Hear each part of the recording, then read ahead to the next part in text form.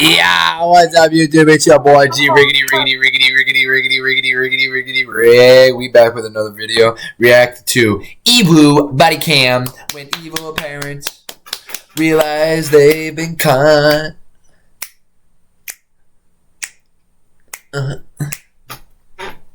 Let's get into it.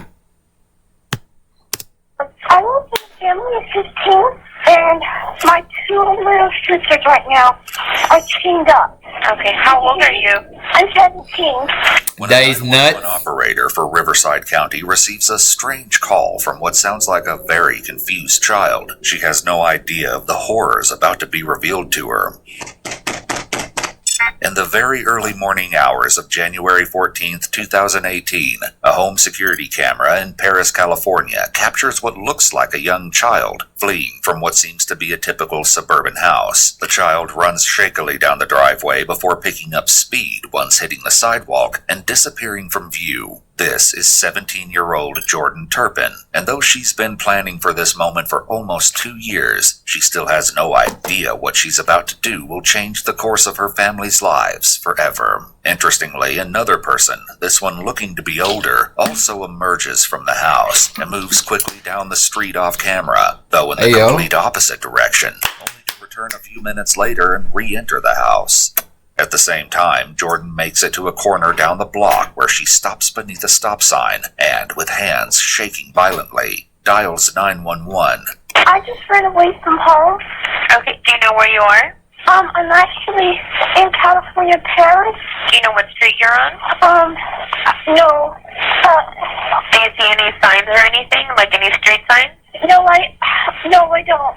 The operator speaks with her for a minute before realizing this is a matter for the sheriff's department and asks Jordan to hold on 1 second while she transfers her. Jordan agrees and stands, panting in the darkness, full of adrenaline and fear that at any moment her parents will appear out of the shadows. It's BHB with the transfer. She's not sure where she's at. She says that she's in Paris and she ran away from home.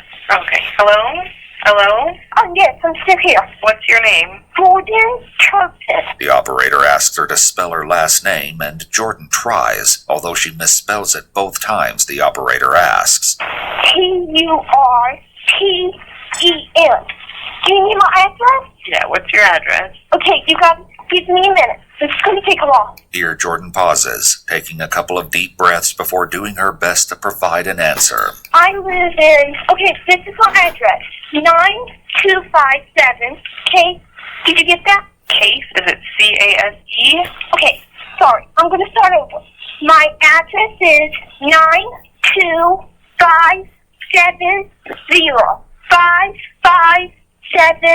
925705574. What? Did you get it? Okay, so now you just gave me a whole bunch of numbers. You didn't give me any kind of street name there. Oh, okay, I'm sorry. Okay, so you're just around the corner from your house, is that right? Yeah, I think. I'm not sure. I've never been out. I don't go out much, so I don't know anything about the streets or anything. It's later revealed that Jordan has never been to school or received any kind of formal education whatsoever, so the fact she's able to offer anything at all is actually rather impressive. The operator asks Jordan a couple more questions about her location before getting to the heart of the matter. Why did you leave your house? What? Why did you leave your house? My two little sisters right now are chained up Where are they chained up at? on their bed. And there are 15 kids? There's 13 kids, and then a mother and father. Are you in a corner right now? I might be. Are you at, is there a street sign? Is there a pole with two names at the top? I just see a stop sign. Okay, can you go over and stand right at that stop sign? Yes. Shortly thereafter, Deputy Anthony Kalachi, at the end of a long graveyard shift, pulls up to the curb, getting out to greet the small, disheveled figure standing alone in the darkness. Hi, Jordan. Hi, what's going on? Okay. I seen this on Twitter, bro. She's 7. Listen to how she talks. This isn't her fault at all, chat. 110% on her parents. I just ran away from home, Okay, and I live in a family of 15. okay. Thank you so much. There's a mother and father, and then there's 13 kids. Uh-huh. And, How old are the kids? okay, some of them are, like, Okay, my older sister's 29, the youngest is 2. And they all live in the house? Yes. Even your 29-year-old sister? Yes. Oh, yeah, they're kind of scared to ask to move out because of their mother. Some of them have asked for a job before, and she acts like that's crazy and it would never happen. But, my 2 little sisters right now, chained up. How old are they? 11 and 14. They're chained up because they stole mother's food. Uh-huh. But, okay, yeah. And do you want to know why they stole mother's food? Why? Okay. All we ever eat, for like probably like 2 straight years or 3 or more, but we always eat the same things. But sometimes we do eat. I'm sorry if I talk too much. Okay. I've never talked to anybody out there, so I've never been alone with a person, so this is very hard for me to talk. Despite Jordan's marked level of trepidation, she continues to divulge What? as much information as possible. Though she clearly struggles to put it all into words, she picks up where she left off with the dispatcher during her 911 call in regards to Turpin family life and how little the children were fed. I don't know much about my mother. She doesn't like us. She doesn't spend time with us ever. Who takes care of you? I take care of myself, and Mother does buy food for us, so she feeds us. Okay. All we ever eat is peanut sandwiches. Sometimes they tell mother that they're hungry, but she has to give it to them. And then when they throw up, she says, "You're supposed to tell me if you're hungry, I'll give you something." And then they try to tell her, and she just like, "Okay, go on." So, You've never been outside before? okay, I've been outside. Do you go to school? No. I haven't finished first grade. Jordan, having been sheltered from the outside world, is painfully apparent when she concedes that she isn't familiar with the most basic of health-related terminology. Does anybody at the house take any kind of medication? Oh, I don't know what medication is. Any medicines? When we have a cold, sometimes we take robitussin. I don't know, we don't take medicine much when we're sick. Right, so... How do your parents know you left your house? No, they don't. Do you take any medication? What's medication? Medication? Yeah, what's medication? Do you take pills? Do you take pills? Oh, I For- don't think I've ever taken a pill before. Okay. Right, I haven't. But, What about your other siblings? Do they ever go outside? okay. Mother treats them right. They're like, they go out every day when she goes out, but she takes turns sometimes. It's 2 right now. But when was 1, was crying, and Mother on her head with a pencil, and she just turned 1. And we was like noticing stuff, like, we was like, did get amnesia? Because she started acting weird after that. And so, So you don't go to school? right, I don't... Do your parents, do they let you go outside? I've never, we don't even go in the backyard. But the reason I called, and the reason I managed to get out here, this is one of the most scariest things I've ever done. I'm terrified. But I called because my 2 little sisters, they're chained up right now. And they... Do you have pictures of that? Yes, I can show you. I actually didn't have it, and then one of my sisters told me I need to get pictures. So see? Here, you can look at them. See, those are the places that make it on them. And that's... And see how dirty she is? We are so filthy. We don't take baths. We don't... Is there a cell phone number No, that's to this? No. Can I look at, do you have any other photos? You might be able to see it. Yes, those are just photos of me. I have pictures and videos, but they're on my camera, and I have to... That would take forever. Have you lived in other states? Yeah, Texas. Did they act like this when you lived in Texas? They acted different. They actually banned all of their kids in a house, and they left us there for like 4 years, and then later they came back and picked us up. But they're living with us right now. As the Texan neighbors of the family would later report, the family, who'd moved to Texas in the late 90s, kept entirely to themselves until a decade later, when they apparently fled in the middle of the night without a word of explanation.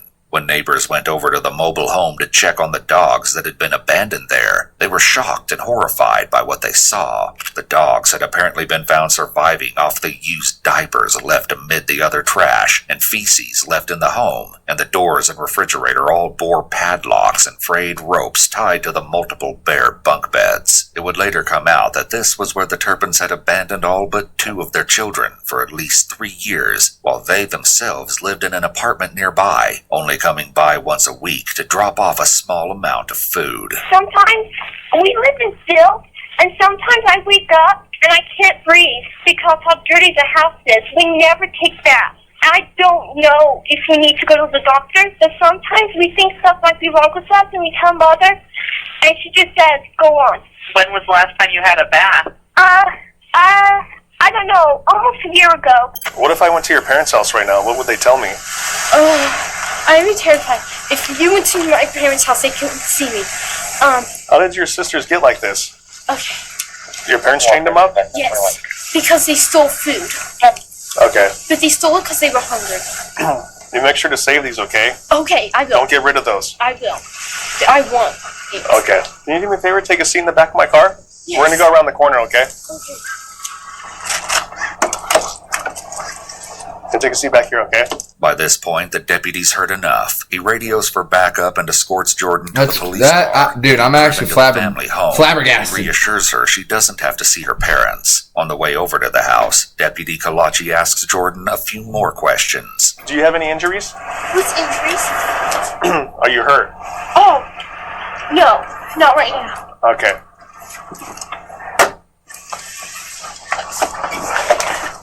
Are your parents sleeping? No, I think they're up. They probably noticed me missing. Have you ever tried to escape before? Yes, I have.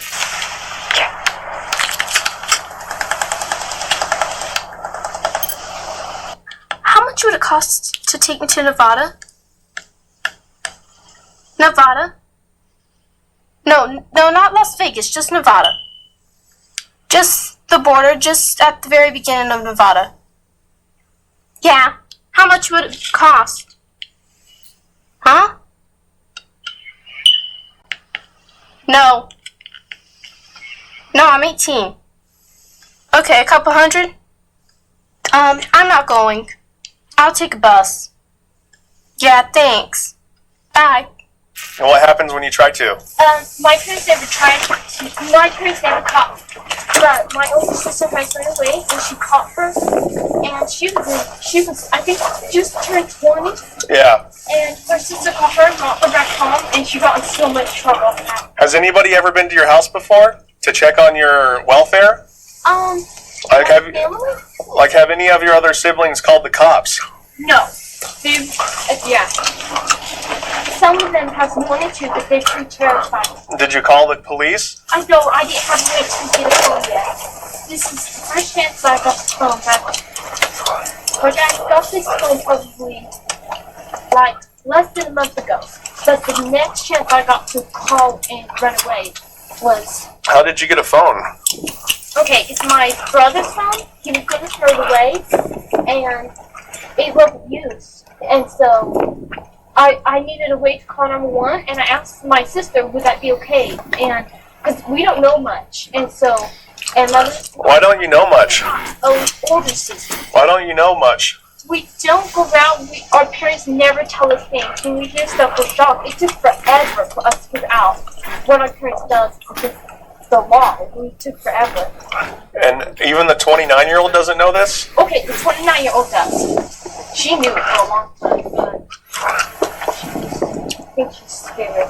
The sister, 29-year-old Jennifer Turpin, had in fact tried to escape once when the Turpin family lived in Texas, but without any form of education or identification, she was eventually forced to return home, where she was promptly punished. Is there a phone number to that phone?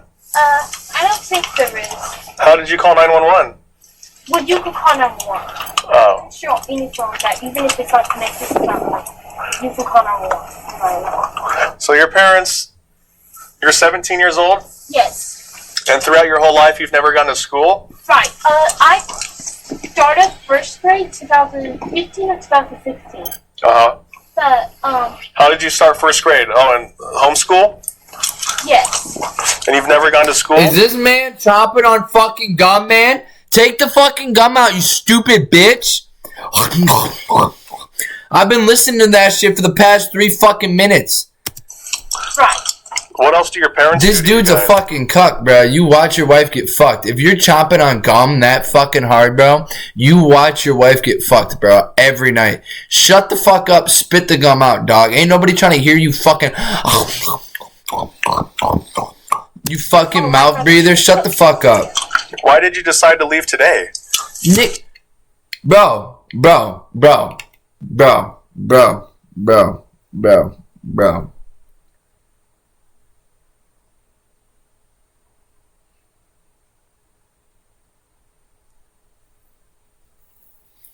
Is this guy fucking stupid? Is this guy fucking stupid?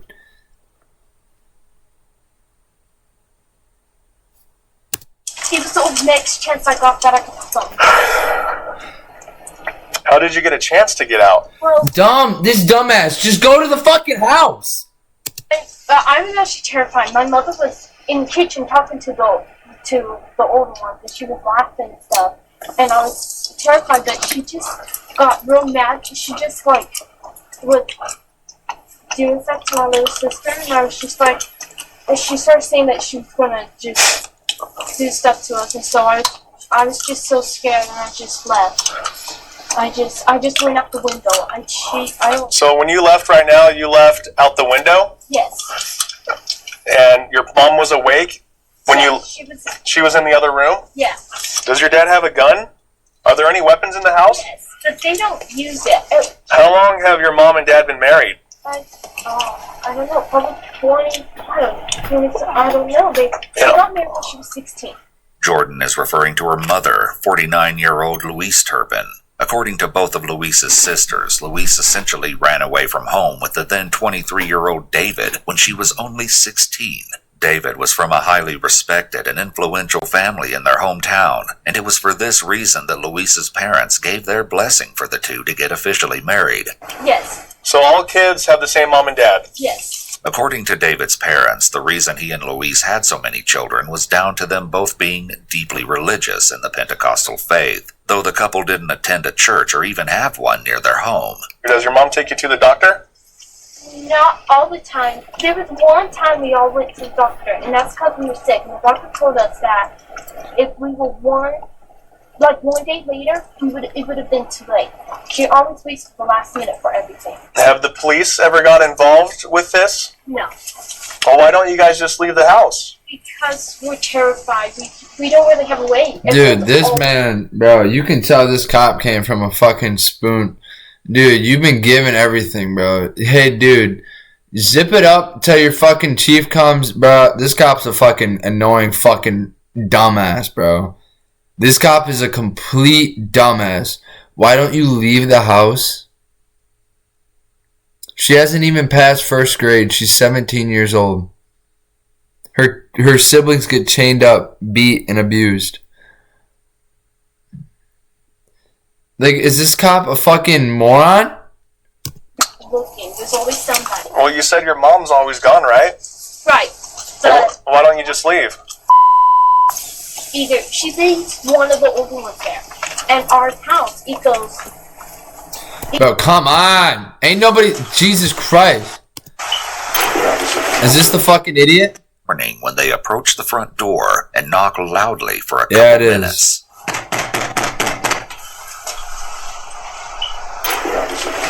He's a little skinny fuck. He's fucking Barney Fife. That's what he is. Hey. Hi, sorry to bug you up. How you guys doing? Good. We got a call for a check the welfare here at your house.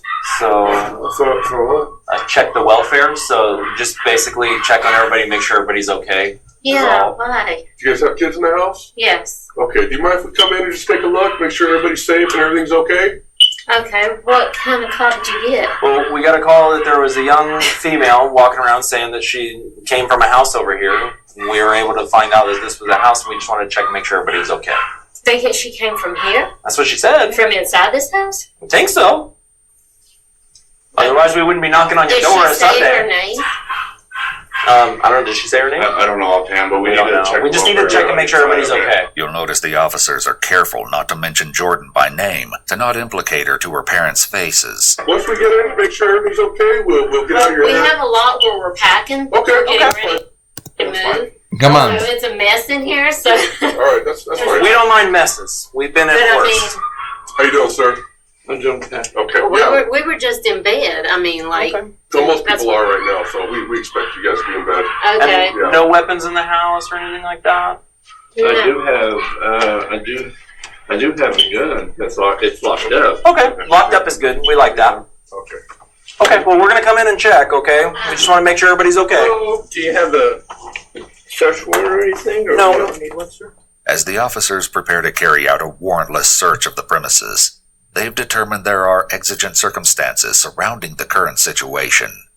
Courts will typically look at the time when officers make the warrantless search or seizure to evaluate whether, at that point in time, a reasonable officer at the scene would have believed it was urgent to act and impractical to secure a warrant.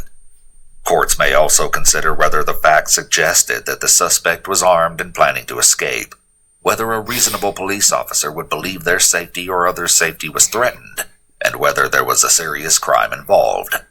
Police in hot pursuit of a fleeing criminal may also make use of the exigent circumstances exception. As officers push their way past the corpulent door jamb that is David and ease their way into the large open home, they're shocked and horrified by what greets them. Every inch of the 2,388 square foot house's floor is covered in mounds of rotting food and moldering trash, while the powerful stench of human waste hangs in the humid air. Strangely, there also seems to be several dozen unopened boxes and packages of children's toys and brand new children's clothing complete with tags seen peeking out of the monstrous piles of garbage. Alright, well, like I said, sorry to bug you guys, but we just got this call. All we do is we just check and make sure everybody's okay. And You got a call? yeah, we got a call from, I'm not sure if it was the young girl that left or if it was a neighbor that saw her walking around the street. So we'll get to the bottom of it. As soon as we make sure everybody's okay, then we'll decide, we'll figure out if maybe she was one of your kids that wandered away. How many kids do you have? 13. 13 total?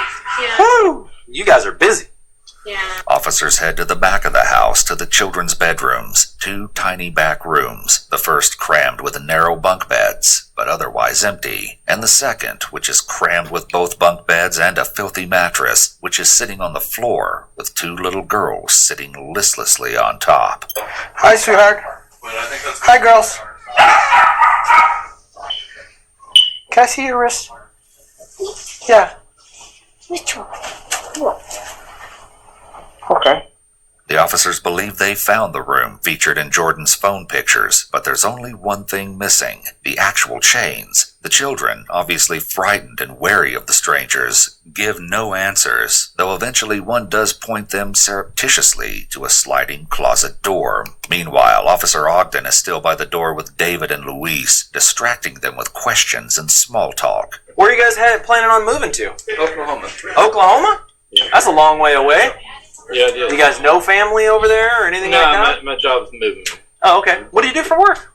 I'm an engineer. Finally, as his eyes have adjusted to the gloom, Officer Ogden notices something to his left and suddenly realizes David Turpin may have had a reason to be awkwardly standing in that particular spot in the entryway. Is this another bedroom back here? You got another couple kiddos asleep there? Yeah.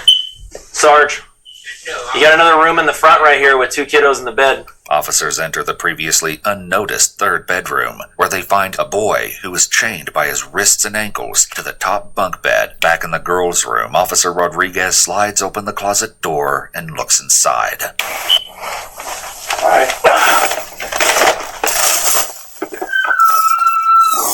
All right. Let's just go ahead and detain the parents at this point. Ma'am, why don't you step over here for a minute? Okay, with you. And sir, step over here for a second. Just step over with my partner here for a second. You got any weapons on you? No. Turn around real quick, I'm gonna check you out. Do me a favor, face that window over here. Over this way? Yep. Alright, sir, go ahead, I'm gonna have you turn over here, we're gonna walk outside, alright? Can I get my house shoes? Where's your shoes at? There. Do you know if they're in the Well, we'll have to find them. For right now, let's just walk out and we'll get you something, all right? Bedroom or the. All right, well, we got other stuff we're dealing with, and we'll try to find you them, okay? You don't have any weapons on you. Nothing hidden in the bra or anything. Okay, just making sure, because we have some people that do that, so we just want to make sure. Like I said, I've never been in trouble. Okay. This is a first for me. And, Okay. Well, Look at the Cadillac. I don't understand. Is that a C? I'll It explain is. everything as soon as we make sure everybody's safe. Okay. Now let me ask you CTV or whatever it's called. quickly: are there keys to the little locks? Yes. Okay. Where are they? My son and daughter can get them. Okay. That's So in the house. the ones that are in the house, they know where they are. Yes. Okay. All right. Is that what this is about? Well, that's part of it. Yeah, definitely. We need to make sure that the kids are safe and that they're not Okay. tied up. I know, So, that's understandable, but I can hey, explain that. this is mine, so go ahead and put her in that one. While the parents are being detained, officers still inside the house begin a desperate search to find the key to free the chained child. Does it work on his? I know. The other one, that's what I was saying. The other one is in there. It looks different than that, but it's the same size. It's in the drawer that I was in.